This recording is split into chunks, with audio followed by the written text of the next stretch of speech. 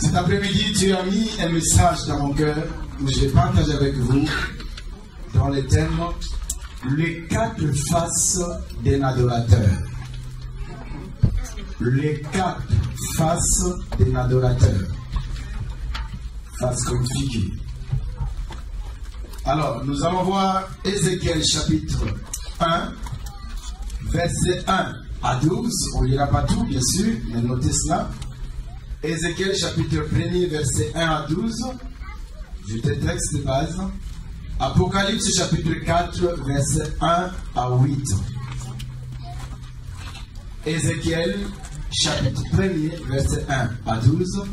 Apocalypse chapitre 4, verset 1 à 8. Alors pour racheter le temps, la sœur va lire le verset 1er d'Ézéchiel, chapitre 1 d'Ézéchiel. Donc Ézéchiel chapitre 1er, verset 1, verset 5 et 6, après verset 10 à 12.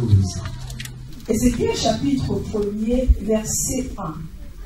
La 30e année, le 5e jour du 4e mois, comme j'étais parmi les captifs du feu de Thébar, les cieux s'ouvrirent et j'eus des visions divines. Verset 5. Yes. Au centre encore apparaissaient 4 animaux dont l'aspect avait une ressemblance humaine. Chacun d'eux avait 4 faces et chacun avait 4 ailes. Verset 10. Quant à la figure de leur face, ils avaient tous une face d'homme. Tous 4 une face de lion à droite, tous 4 une face de bœuf à gauche, et tous 4 une face d'aigle. Voilà les 4 faces. Verset 11. Verset 12. Verset 11 et 12.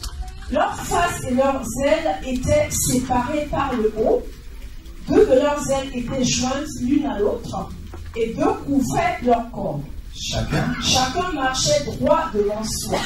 Ils allaient où l'esprit les poussait à aller, et ils ne se tournaient point dans leur marche. Amen. Amen.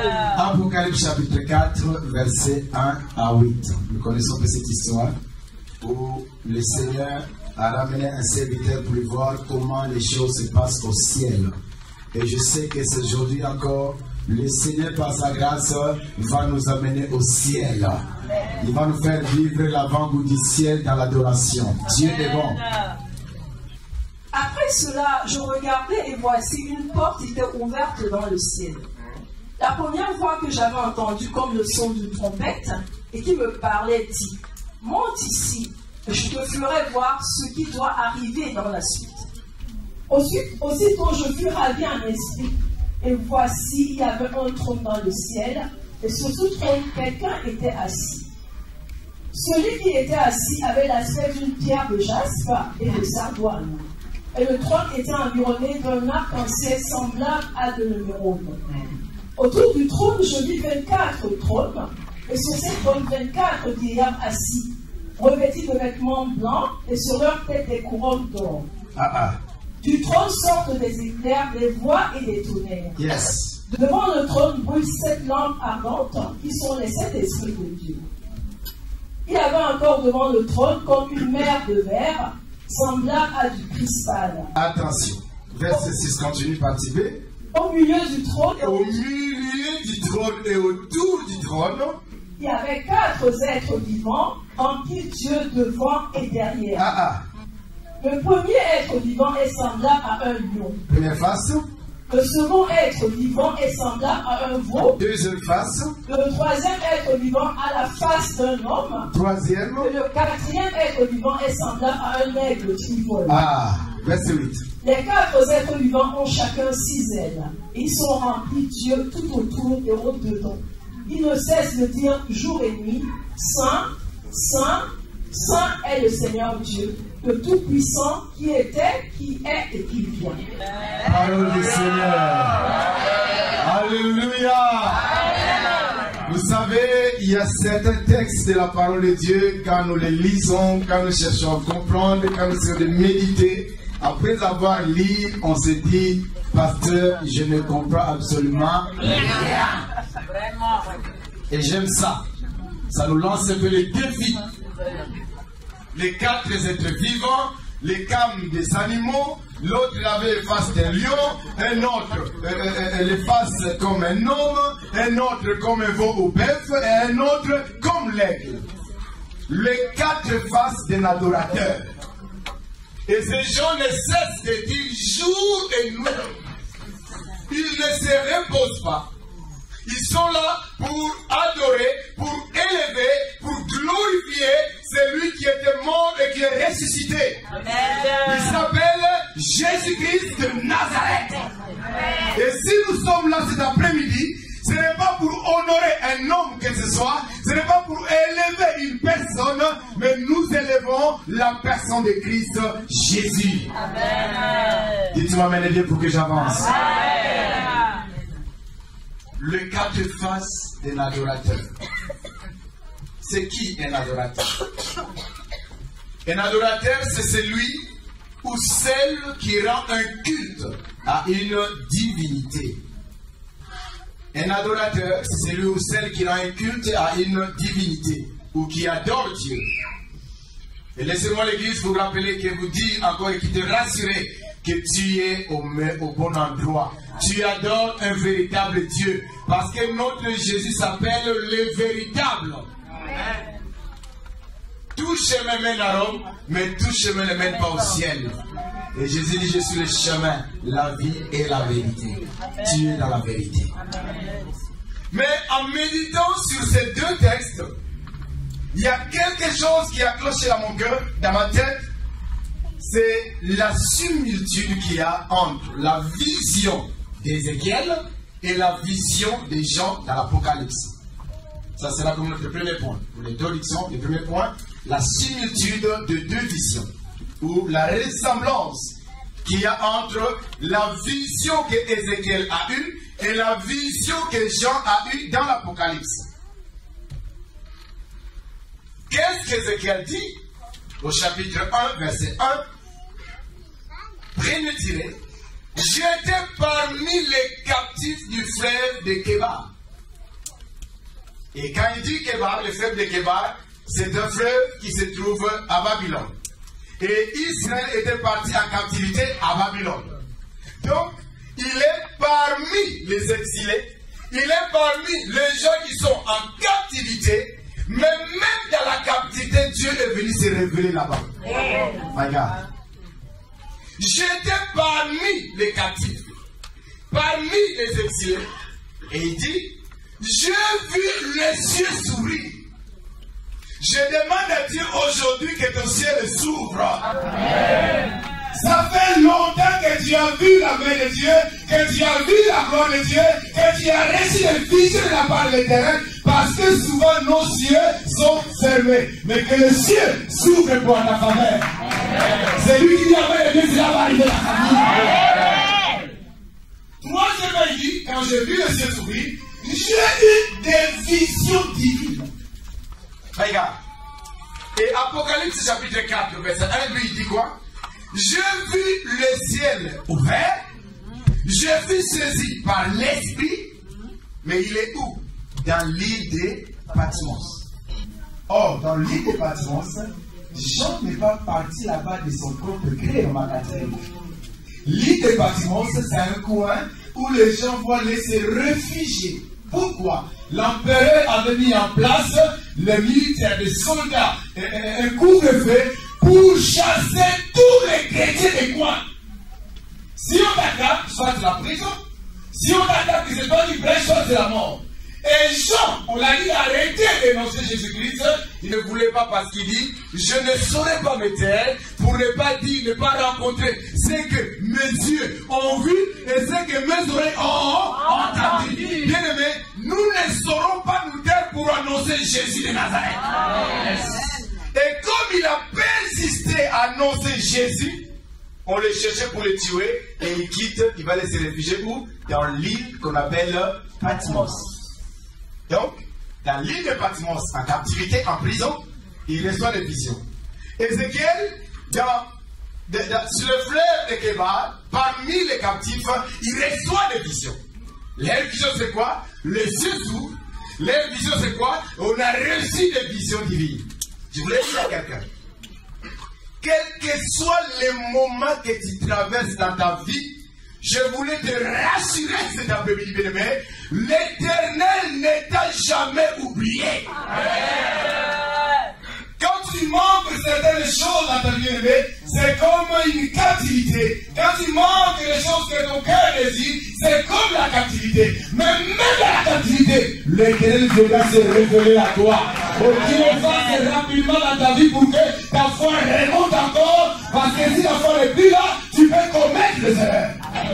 Que Dieu m'entende cet après-midi. Voilà ces deux personnes qui ressemblent de vision. Un peu pareil. Mais l'autre est l'Ancien Testament. L'un est dans l'Ancien Testament, l'autre est dans le Nouveau Testament. Ce n'est pas fini.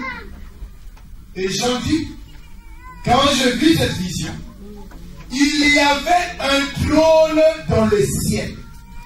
Et sur ce trône était assis quelqu'un. Papa, là, c'est ça, chef. Quand Dieu m'a pris, il m'a fait cesser l'esprit, il m'a fait voir ce qui se passe dans le ciel. Je crois que la louange que nous faisons de Hosanna, ce n'est que les petits entraînements que nous faisons. Là-bas au ciel, nous allons faire vraiment la vraie fête, le jubilé. Parce que là-bas, nous récupérons l'agneau. Là-bas, on te dira la souffrance que Dieu sur la terre. Voilà ton nom est écrit dans le livre de vie. Amen.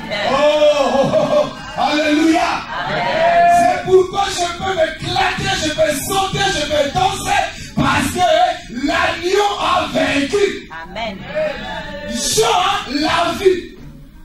Mais bien aimé, vous savez, des fois, quand Dieu vous montre quelque chose qui n'a jamais montré à quelqu'un, tu auras du mal à l'estimer. Si la chose est déjà faite et déjà passée quelque part, quand tu racontes la chose, on peut te croire facilement, ne t'en fais pas. Mais ça n'a jamais eu lieu nulle part ailleurs. Quelqu'un, Dieu te prend, il t'amène au ciel, et au ciel là-bas, tu vois quelqu'un assis sur le trône.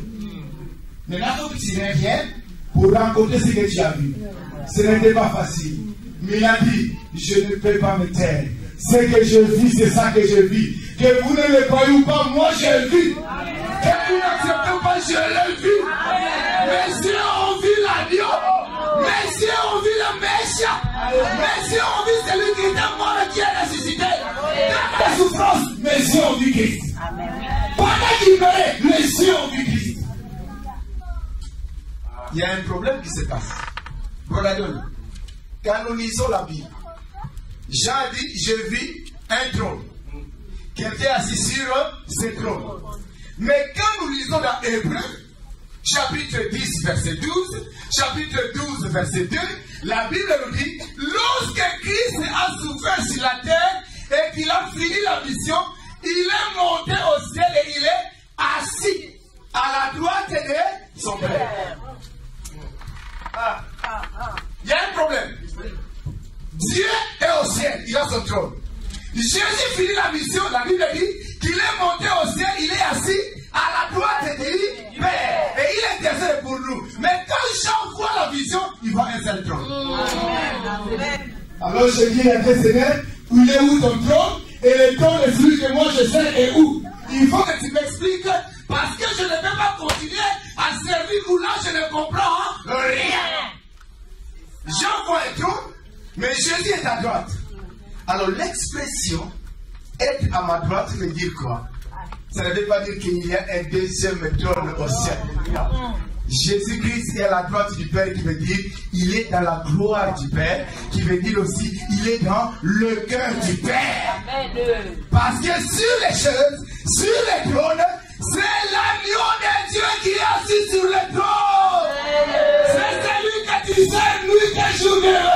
Oh, que le Seigneur te récompense. Je dis que le Seigneur te donne de la joie. Que le Seigneur te donne la réjouissance pourquoi tu le sers. Jean l'a vu. Il fallait expliquer au peuple que je l'ai vu. Le Fils qui est dans la main droite du Père. Vous allez comprendre avec moi, quand vous allez lire dans Genèse chapitre 35, la Bible dit que Rachel, la femme de Jacob, avait un enfant, était enceinte, elle allait mettre au monde, mais comme elle avait la souffrance, et pendant qu'elle a mis au monde, elle devait mourir. Et regarde le bébé, leur dernier enfant. Il dit l'enfant, là je l'appellerai, c'est 35, Genèse 35, verset 18. L'enfant, là je l'appellerai Ben-Oni. Ben-Oni qui veut dire le fils de ma douleur. Et quand Jacob a entendu cela, il dit non, mon enfant ne s'appellera pas Ben-Oni, mais il s'appellera Benjamin. Or, Benjamin veut dire le fils de ma droite. Yes. Le fils de mon cœur. Le fils de ma gloire. Celui qui vient enlever la honte dans ma vie. Oh, je demande à Dieu que le fils de la gloire revienne à ta vie au nom de Jésus-Christ. Celui qui venait enlever le problème dans ta vie, vient te donner la joie. Donc il y a un seul trône au ciel. Je ne sais pas compris. Mais pour expliquer cela, ce n'était pas facile. Parce qu'il fallait que les gens comprennent. Et il a vu au ciel un trône. Je retourne à Ézéchiel. Ézéchiel dit dans ma vision, jusqu'au verset 5, j'ai vu 4 êtres vivants qui avaient l'aspect humain.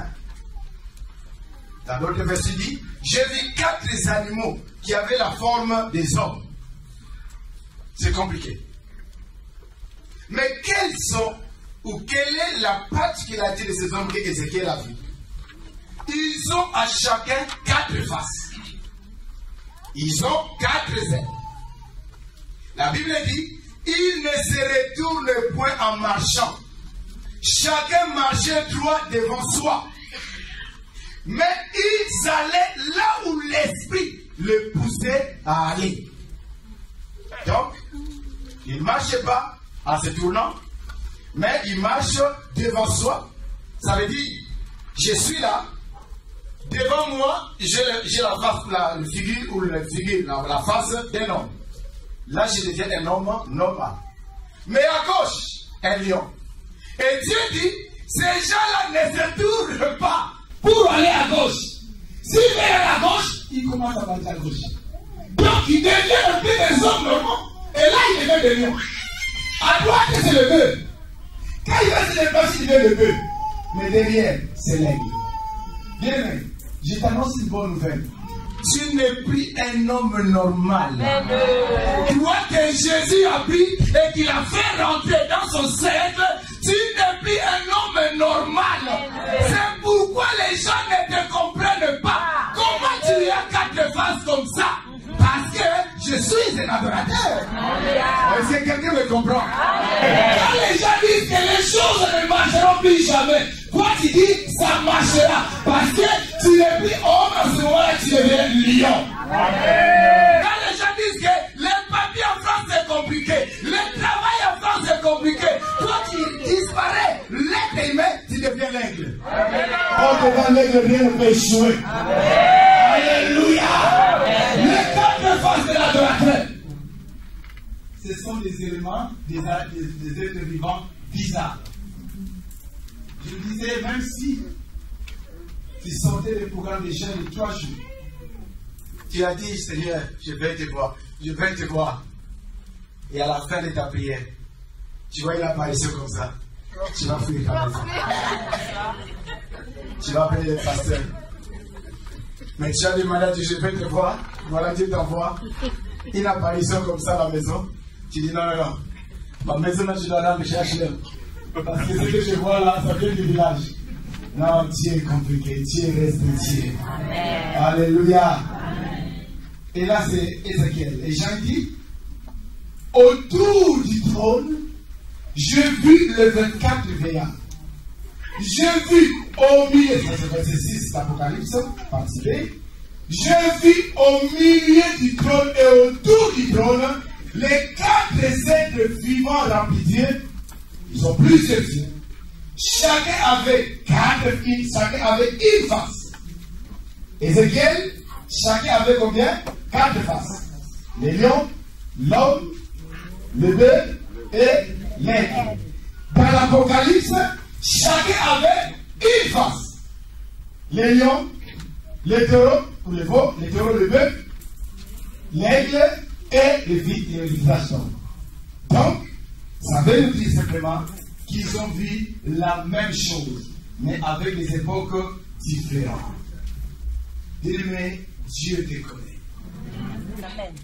Bien-aimé, même si tu te trouves, tu te retrouves dans la captivité selon les réalités de ce monde, mais je voulais te rassurer que le Seigneur ne peut jamais t'abandonner.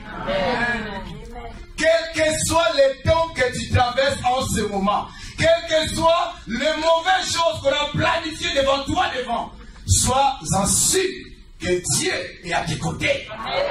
Et quand Dieu est à tes côtés, ne réfléchis pas comme un homme normal, ne faut pas avoir la foi comme un homme normal, tu n'es plus un homme normal. Tu es comme un extraterrestre. Les autres sont naturels, toi tu es surnaturel. Les autres sont ordinaires, toi tu es extraordinaire. C'est ça et l'enfant de Dieu. Je ne vis plus par la vue, mais je vis par la foi. Parce que c'est un adorateur. Quand tu adores Dieu, tu vas te rapprocher de la présence de Dieu. Tu vas commencer à faire des choses comme un fou. Les gens ne vont pas te comprendre. Ils disent, pourquoi tu dis ça? Pourquoi tu fais ça? Tu penses que ça marchera pour toi? Pour nous tous, ça n'a pas marché. Aujourd'hui, les choses ont changé. Pour vous, les choses ont changé. Mais moi, je connais quelqu'un qui n'a pas changé, qui est le même hier, aujourd'hui et éternellement. Ce qu'il dit, il est fait. Ça peut prendre le temps, des jours, des semaines, des mois, des années, mais il le fera. Aujourd'hui, que les promesses de se réalisent dans ta vie au nom de Jésus-Christ. Dans ta captivité, Dieu se révèle dans tes yeux et qui te sorte de là pour que tu reviennes chez toi, que tu loues le Seigneur. Amen. Quand ils étaient à Babylone, le Seigneur a dit, je connais le projet que j'ai formé sur vous. C'est le projet de paix et non de malheur, afin de vous donner un avenir et de l'espérance. Après les 70 ans, vous allez revenir chez vous. Je proclame la vie de quelqu'un que les 70 ans soient totalisés maintenant pour que tu reviennes à Jérusalem. Parce qu'à Jérusalem, tu peux l'adorer. À Jérusalem, tu peux le louer. À Jérusalem, tu peux acclamer le roi des rois parce qu'il est Seigneur. Amen, amen, amen. Parmi les captifs, Dieu s'est révélé. Alors, deuxièmement, que représentent ces 4 êtres vivants? C'est ça le vrai problème. Ce sont les êtres angéliques les plus proches du trône de Dieu. Ce sont les êtres angéliques les plus proches du trône de Dieu. Ce sont des anges d'un rang très élevé. Deuxième, ce sont des anges d'un rang très élevé. Nous disons cela parce que dans la Bible, on nous parle des anges, mais quand nous regardons, quand nous faisons l'étude des anges, nous avons différentes classes d'anges. Parmi les anges, nous avons des chérubins. Parmi les anges, nous avons des séraphins. Parmi les anges que Dieu appela par leur nom, comme le Gabriel et Michael. Et ici, nous avons une classe d'anges qui est plus rapprochée. Si c'était le trône des rois de ce monde, on va dire que c'est la garde la plus rapprochée du trône de Dieu. C'est les personnes qui sont les plus proches du trône. C'est 4 êtres humains. Ézéchiel les a vus. Jean les a vus. Et Ézéchiel a confirmé que ce sont les chérubins dans Ézéchiel 10, Ézéchiel 10, verset 20. C'était les animaux que j'avais vus sous le Dieu d'Israël, près du peuple de Kébar. Je reconnus que c'était des chérubins. Verset 21. Chacun avait 4 faces, chacun avait 4 ailes, et une forme de main d'homme était sous leurs ailes. Amen. Il dit les êtres vivants ou les animaux que j'avais vus. Dans le chapitre 1, sur le fleuve de Kébar, je reconnais aujourd'hui que ce sont quoi? Des chérubins.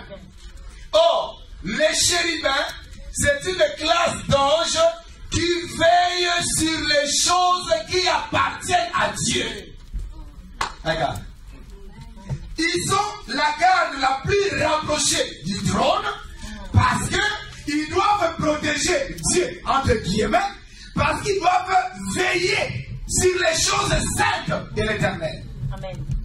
Dans Genèse chapitre 3, verset 24, lorsque Adam a péché et Dieu l'a chassé du jardin et Adam cherchait à revenir dans le jardin, Dieu a placé un chérubin pour protéger l'arbre du bien et du mal, l'arbre de vie, pour que Adam ne revienne pas manger cet arbre. Mais la Bible dit, il y avait un chérubin avec l'épée flamboyante à la main. plus revenir. Pourquoi? Parce que Dieu m'a envoyé ici pour protéger l'arbre de vie. Je demande à Dieu ce soir, cet après-midi, que tout ce qui est à toi, que Dieu envoie des chérubins pour te protéger ton mariage, protéger tes enfants, protéger tes petits-enfants. C'est lui qui dit amène les forces, là va arriver la famille. Que Dieu envoie des chérubins pour protéger Meyak. Meyak vivra. Meyak témoignera la grandeur de Dieu. Meyak bénira, j'entends pas tes amènes. Meyak deviendra grand. Même pas à notre tour. Mais je prêche un Dieu de génération. Les générations futures seront plus grandes. Alléluia.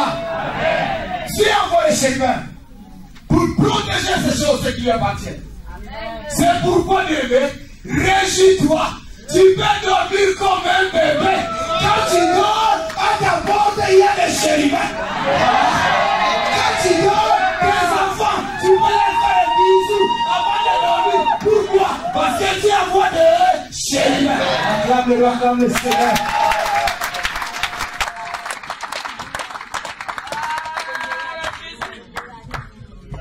Et ces jours-là, il y avait les chérubins tout autour. Dans le jardin, Dieu envoie les chérubins pour protéger l'arbre de vie. Et dans Exode, Dieu a mis les chérubins sur l'arche de l'alliance pour protéger. Et ici, qu'est-ce qu'ils font là les chérubins? C'est pour protéger ou pour défendre la sainteté de Dieu. Ils sont là. La Bible dit, la première ceinture, j'ai vu le 24 veillard, les 4 anciens. Et la deuxième ceinture la plus rapprochée, j'ai vu les 4 êtres vivants. Mais ce qui est écrit dit, ils étaient au milieu du trône et autour du trône. Là, je ne sais pas ça veut dire. Les 4 êtres vivants, le trône est là. Ils étaient dans le trône, au milieu du trône et à côté du trône. Dieu est compliqué. Je demande à Dieu qui protège ce qui t'appartient. Je demande à Dieu qui protège tout ce qui est précieux dans ta vie. J'attends pas de la main. Je demande à Dieu qui protège tout ce que tu chéris au nom de Jésus-Christ. Je demande à Dieu qu'il soit le maître dans ta vie. Rien n'arrivera si Dieu ne donne pas sa permission. Bien-aimé, sois rassuré. Tu n'es pas seul. Tu ne vis pas seul. Tu ne marches pas seul. C'est pourquoi ceux qui complotent contre toi, ils ont échoué d'avance. Parce que quand tu pars au travail, avant de prendre le métro, les chérubins sont là. Avant de monter le métro, ils sont là. Avant d'aller au bureau, ils sont là. Qui sait? Quand tu as fini le travail vendredi, quelqu'un est rentré dans ton bureau pour faire Yikamada. Il a mis des choses. On l'a donné de l'eau pour verser dans ton bureau. Je proclame, si l'enfant me ne pas contre toi, sera nul et sans sera sans effet. Au nom de Jésus-Christ. Parce que tu es protégé. Amen. Oh, je vois devant moi les privilégiés de Dieu. Je vois devant moi les privilégiés du Seigneur. Oh, quelle grâce d'appartenir à Jésus. Est-ce que vous êtes comme l'autre qui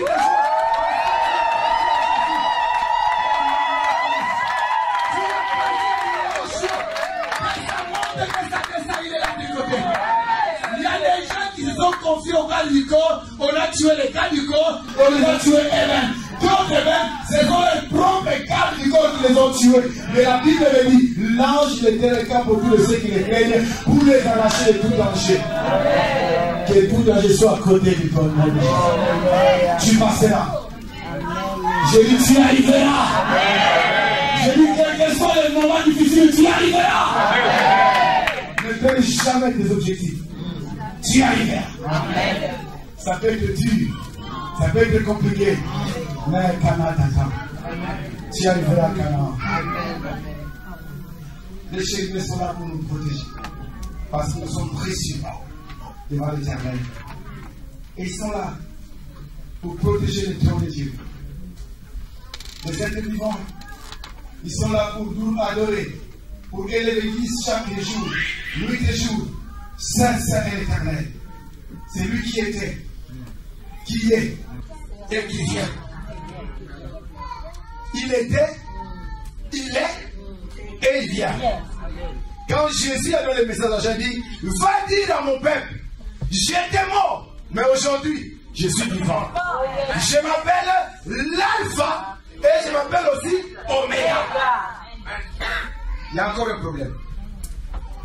Parce que les archanges ou les chérubins sont là pour protéger ou pour défendre la sainteté de Dieu. Mais toi, un pécheur, comment tu dois avoir l'accès devant le trône? Parce que laissez-moi te dire, même chez toi, quand tu adores Dieu, le trône descend. Amen. Même en Mexique, quand on adore Dieu, nous rentrons dans la présence du Seigneur. Amen. Mais comment? Parce que c'est même Dieu. Il est venu sur la terre. Il a porté le corps comme toi. Il n'a jamais péché. Il s'est sacrifié. Alors, le passage, je vous l'avais bien dit la fois passée ici. Il a dit, c'est lui qui a offert les sacrifices. Il est lui-même le sacrifice. Il est lui-même qui reçoit. Mais est-ce que quelqu'un... C'est pourquoi les gens ne te comprennent pas. Mais pourquoi vous priez que Dieu, Jésus est Dieu? Les gens m'ont posé tellement de questions.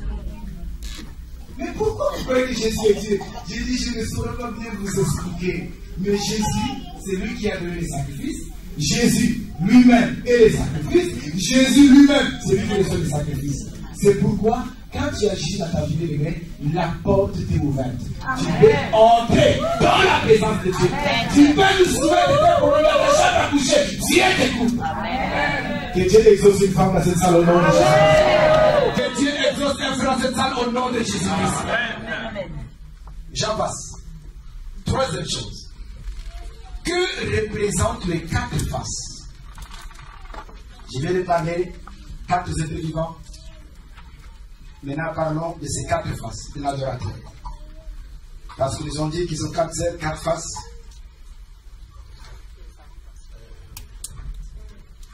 Les quatre faces ont deux significations. Ces quatre faces-là des êtres vivants représentent deux choses. Quand vous allez lire avec moi dans Apocalypse chapitre 4, verset 6, partie B, la Bible dit, il y avait au milieu du trône et autour du trône. C'est deux choses différentes. Au milieu du trône, premièrement, donc au milieu du trône, qui veut dire quoi? Premièrement, les quatre attributs de Dieu. Les quatre faces représentent deux choses ou deux significations. La première signification, cela parle de quatre attributs de Dieu. Je prends le premier tiré. Les lions. Les lions représentent sa majesté. Amen. Les lions qui est le lion des animaux, le roi de la forêt, le roi des animaux, qui a été cité dans ce texte. Et Dieu a aussi cette qualité-là, où il a cet attribut-là, cette caractéristique-là, pour dire que Dieu, il est le roi. Amen.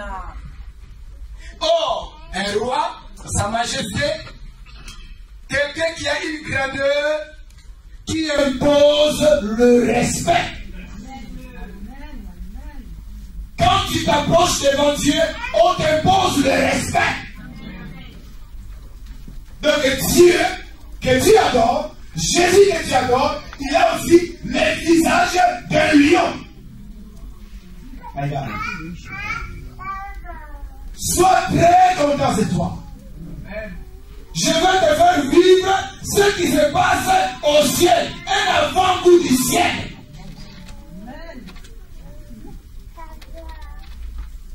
Le lion, qui est le chef, le roi des animaux, et ici, il est représenté par notre Dieu. Deuxièmement, le bœuf, ou le bœuf. Le bœuf représente sa force, la force de notre Dieu. Vous convenez avec moi que le bœuf, c'était des animaux de champ. Autrement dit, les animaux de sacrifice, les animaux domestiques. Dans l'Ancien Testament, lorsqu'on faisait les champs, lorsqu'on faisait les travaux durs, on prenait des bœufs et tous autres animaux pour venir travailler dans les champs. Et donc, le bœuf doit être fort. Vous allez voir ça dans Deutéronome chapitre 25, le verset 4.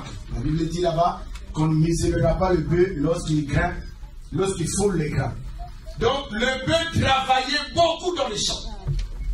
Et là, Dieu aussi veut dire que je suis un Dieu qui est plus puissant, qui est plus fort. L'omnipotence de Dieu, le Dieu de toute puissance. C'est le Dieu que tu adores. Quelle grâce. Troisième visage, c'est le visage d'homme, ou le visage d'un homme. Parce que c'est quand il y avait un qui avait le visage d'un homme. Le visage d'un homme représente la sagesse de Dieu. C'est un attribut qui est très important. Dieu omnipotent, Dieu de toute puissance, omniscient. Dieu de toute sagesse, omniprésent, Dieu qui est partout en même temps. Ici, nous avons l'omniscience de Dieu.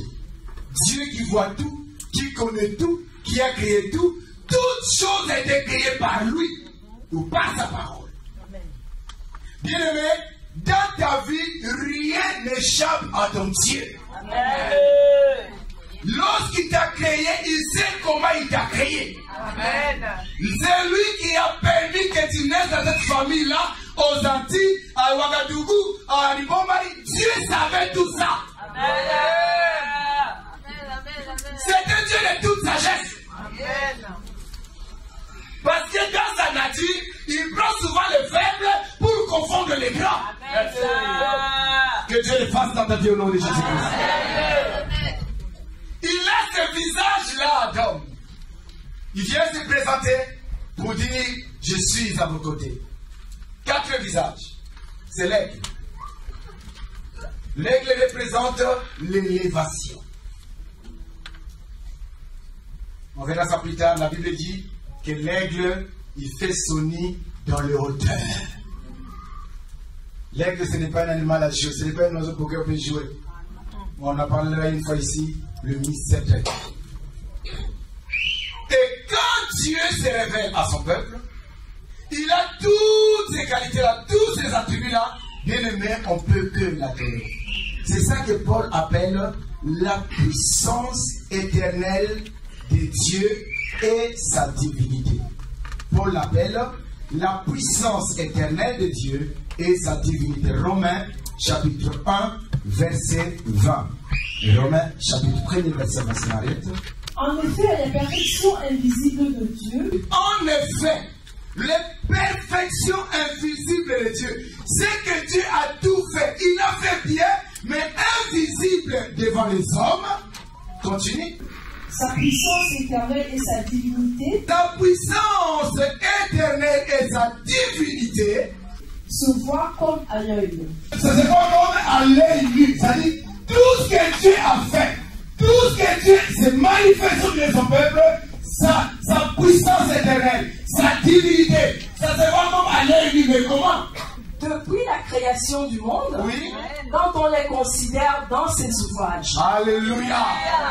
Quand tu considères Dieu selon ses ouvrages, merci, selon ce que Dieu a créé, c'est là où tu sauras combien Dieu est grand. Ah, Méac, que Dieu vous bénisse. Laissez-moi vous dire, les gens me posent des questions, j'ai suivi dans les émissions à la télé, quelle est la définition de Dieu? Dieu n'a pas de définition. Parce que dans la logique, quand tu définis quelque chose, tu donnes les limites à cette chose. Aïe, aïe, aïe, aïe, aïe. Si tu définis Dieu, tu dis que Dieu commence là et il se limite là. Oh, le Dieu que nous adorons à Méac n'a pas de commencement, n'a pas de fin, n'a pas de milieu. Méac réjouissons-nous. Nous avons un véritable Dieu. La puissance éternelle de Dieu et sa divinité. Ça se voit dans ses ouvrages. Ça se voit dans ce qu'il a fait. Quand je te vois comme ça, combien tu es beau, combien tu es belle, combien tu es resplendissant, je vois la grandeur de Dieu.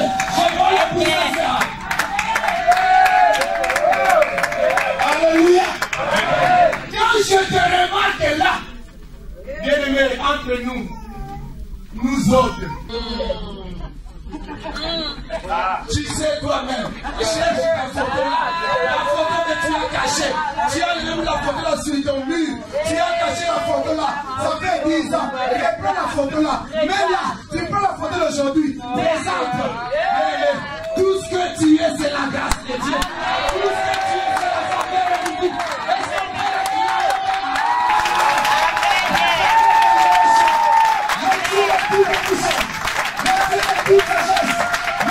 Qui est présent partout, qui est souverain partout. Il s'appelle Yeshua, il s'appelle le Père éternel, il s'appelle Emmanuel, Dieu parmi son peuple. Quand il descend, il y a la gloire, quand il descend, il y a la joie, quand il descend, il y a guérison. Dieu n'a pas de définition. Si tu veux définir Dieu, regarde tout ce qu'il a créé. Si tu veux comprendre à peu près Dieu, regarde seulement ma vie, tu verras Dieu. J'ai été créé à l'image de Dieu. Si tu veux voir Dieu, regarde frère Glory, tu verras Dieu. Amen. Alléluia. Amen. La puissance, gloire de Dieu. La puissance de l'éternel éternel et sa divinité. C'est ça que Dieu veut. Si tu poses la question à quelqu'un qui a été guéri d'une maladie incurable, qui est Dieu pour vous? Il était bien pour moi. Il avait la foi. Dieu est guéri. Ça, c'est la partie qu'il connaît de son Dieu. Quelqu'un qui était dans les choses compliquées, pauvreté, beaucoup de choses. Et qu'aujourd'hui, il est là pour dire à sa vie. Si tu poses la question, mais Martin, qui est Dieu pour toi? Mon Dieu s'appelle Yahvé Jireh. Pourquoi? Parce qu'il a pourvu à mes besoins. Je demande à Dieu qui vient pourvoir à toutes les besoins au nom de Jésus. C'est lui qui amène les choses à la révélation.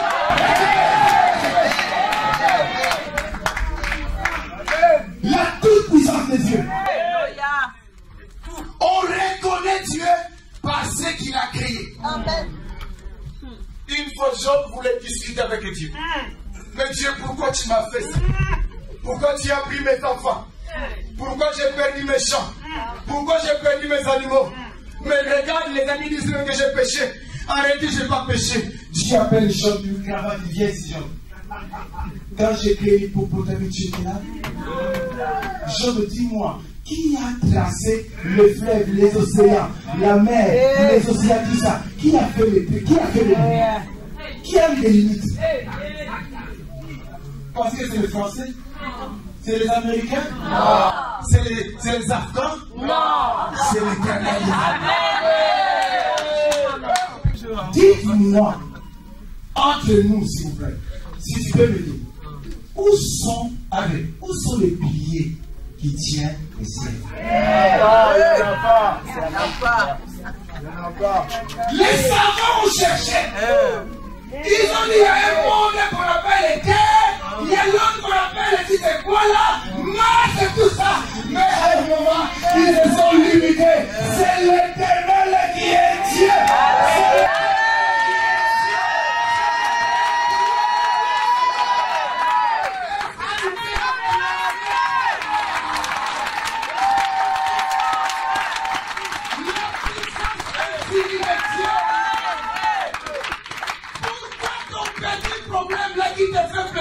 Tu penses que Dieu est capable? Jamais. Si ton Dieu est mort, essaye le mien. Le mien d'accord. Bien-aimé, je ne sais pas qu'est-ce qui t'a fait pleurer ou qu'est-ce qui te fait pleurer. Chacun a un domaine où il est limité. Dieu ne peut pas tout te donner. Alléluia. Si tu donnes le tout, tu auras l'impression de croire. Mais il a toujours besoin qu'un adorateur va toujours vers son créateur. C'est pourquoi il va te dire, rassurez-vous cet après-midi, dans les domaines là où tu es en train de pleurer, dans le même domaine, tu témoigneras le Seigneur. Tu glorifieras le Seigneur. Dieu te donne un témoignage au nom de Jésus.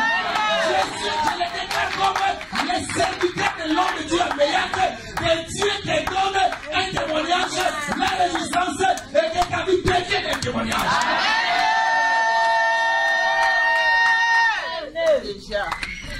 La puissance infinie. On ne peut pas les définir. Pour celui qui était longtemps dans le célibat, quand tu lui posais la question, mais qui est Dieu pour toi? Non, Dieu donne le mariage. C'est ça. Amen. C'est lui qui n'avait pas d'enfant. Si tu lui poses la question, mais il est qui Dieu pour toi? Non, le Dieu de Anne, le Dieu qui a visité Sarah est devenu aussi mon Dieu. Et je prie Dieu qui te donne un nom. Que Dieu te donne un nom pour lequel tu vas l'appeler. Parce qu'il fait bien les choses. Alléluia. Donc ces 4 visages, ces 4 faces représentent aussi Dieu. Le lion, le bœuf, l'homme et l'aigle. Alors, lorsque Dieu est venu sur la terre, à la personne de Christ, il a manifesté ces 4 faces.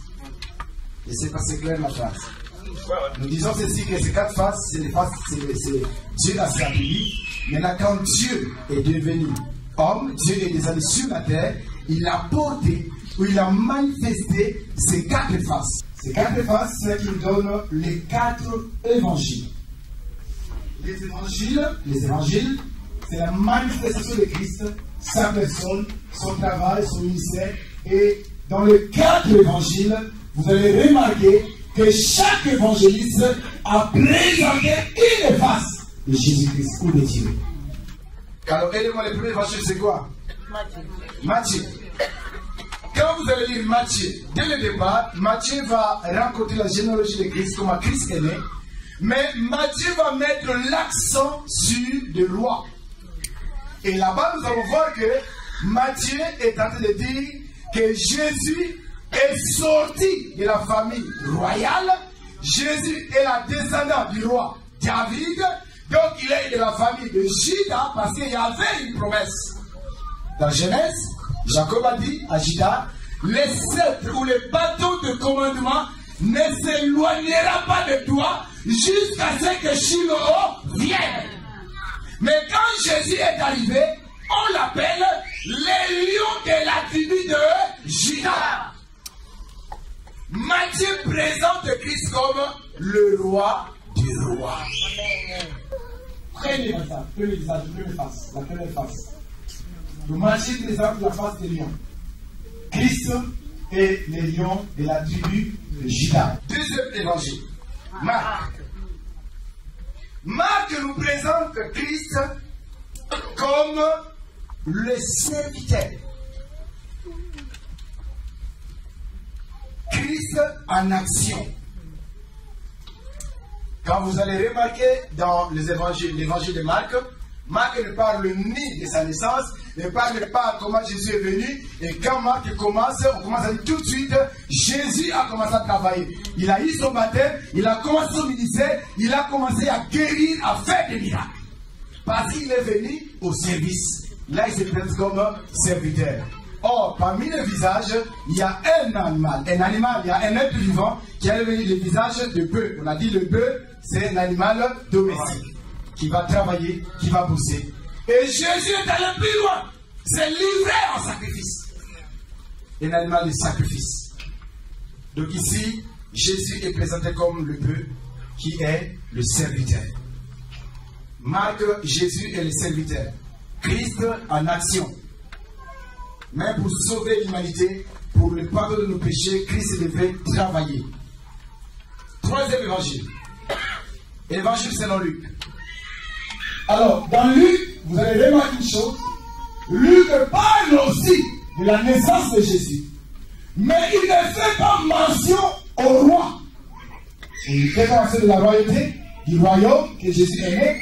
Mais il le présente comme le fils du charpentier. Luc chapitre 2, verset 52, s'il te plaît. Et Jésus croissait en sagesse, en stature et en grâce devant Dieu et devant les hommes. Ah. Jésus croissait en sagesse, en stature, c'est-à-dire sa personne, sa taille.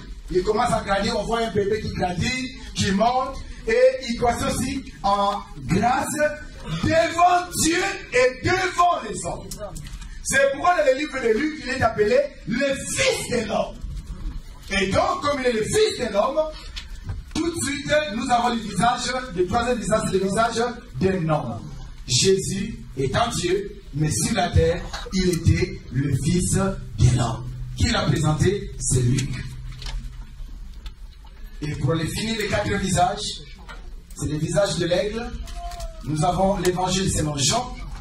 Jean, lui, qu'est-ce qu'il dit? Dès qu'il commence à écrire, il dit au commencement était la parole était avec Dieu, la parole était Dieu, et la parole est devenue Dieu. Jean présente Jésus comme le Fils de Dieu, étant le Fils de Dieu. Et l'aigle, il a sa demeure, il fait son nid sur le hauteur. Là, ça parle de la divinité, l'élévation. Jésus a présenté le Fils, le face de l'aigle. C'est pourquoi nous ne pouvons que bénir le Seigneur, parce que Dieu connaît toutes choses et il est venu pour nous faire du bien. Amen. Alléluia. Amen. Alors, la deuxième partie, je crois qu'on le fera une autre fois, parce que là, c'est Dieu qu'on a présenté. Mais les quatre autres faces, c'est les faces que Dieu t'a donné toi. Amen. Quand tu deviens ami de Dieu, automatiquement tu as ces faces. Amen. Amen. Amen. Alléluia. Quand tu deviens ami de Dieu, tu ne fais plus les choses comme avant. Amen. Tu ne vois plus les choses comme tu les voyais avant. Mais tu as devant toi la face d'un homme. À gauche, tu deviens un lion. Si on t'appelle à droite, tu deviens un bœuf. Mais derrière, tu deviens l'aigle. Bien-aimé, Dieu nous bénira. Amen. Est-ce qu'on peut acclamer les rois de la